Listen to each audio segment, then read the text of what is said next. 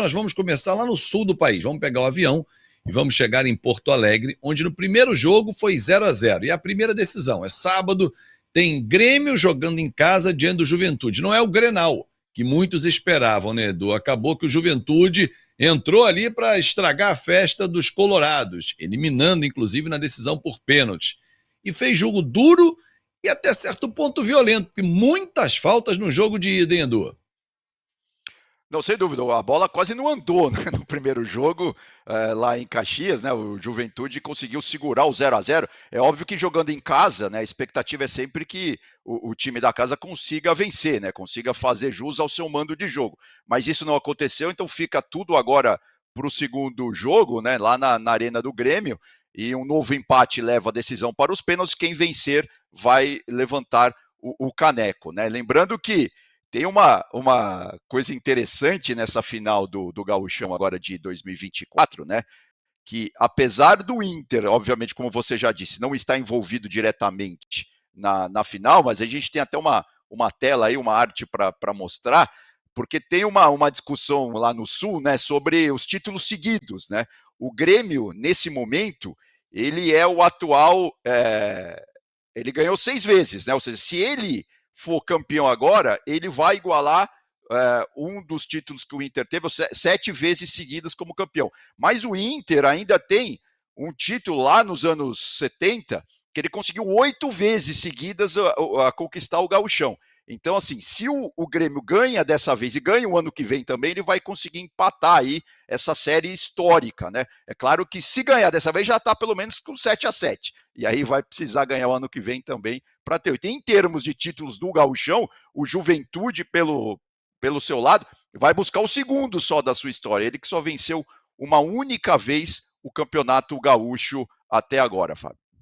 E esses números, Edu, claro que aumentam a rivalidade, né, Caio? Porque o torcedor do Internacional que está fora da decisão, ele vai ficar secando mais ainda o Grêmio, para não se aproximar, porque ganha, ano que vem empata, daqui a pouco ultrapassa e tem uma rivalidade muito grande. Agora, do lado do Juventude, imagina o seguinte: ter voltado à Série A, ser finalista do Campeonato Gaúcho, carimba o time do Roger Machado para a decisão, hein, ô Caio?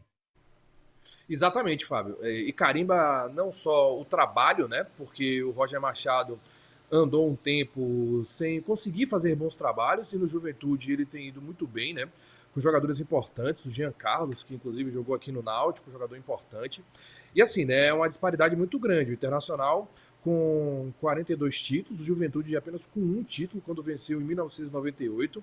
Consegue, como o Edu frisou, que é bastante importante, foi um jogo de muitas faltas, um jogo muito faltoso, mas o Roger Machado, ele inclusive tem essa nota importante, né? Aquele Grêmio de Renato Portaluppi, que conseguiu ganhar em 16, em 17, inclusive conquistando a América, começou no trabalho de Roger Machado, que é um jogo de posse. Só que, como ele tem um time inferior tecnicamente, o Grêmio hoje tem peças que são mais interessantes, apesar de estar em aberto, o Grêmio, na arena do Grêmio, é muito forte. Agora, no caso do Internacional e do Grêmio, a rivalidade é gigantesca, a rivalidade ela sempre vai existir, principalmente com o Libertadores, com o Mundial e também com os campeonatos estaduais, disso eu não tenho dúvida. Então, não tenha